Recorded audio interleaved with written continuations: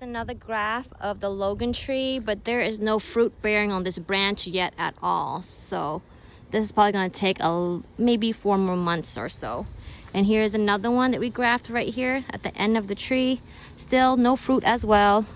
So we gotta wait and see how it's going. It's gonna start looking like this. You see this?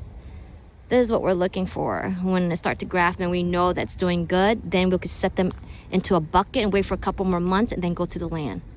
I will actually show you how to graft later on. Let me show you one that has already been grafted. But let me find my footing because I have plants and herbs everywhere that's getting ready to go to the land. Okay, so this here is already been grafted. Look at all the fruit on it. You see? Look at that. So this tree has already been done. And it's gonna actually sit in this bucket here. Let me go this way around.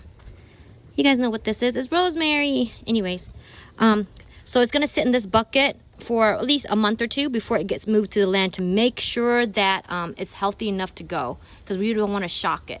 Let me show you another Logan tree that's been grafted already. Here's another graph of the Logan tree that's getting ready to go to the land, but it has to sit in this bucket here for at least a month or 2 just so we can see the progress on how it's doing. But you see how it's already bearing fruit? So this way it doesn't get shocked when it goes onto the land. Look, my moringa tree! You see this? Look how nice and green it is. I will definitely give you guys a tour of my garden sometime soon.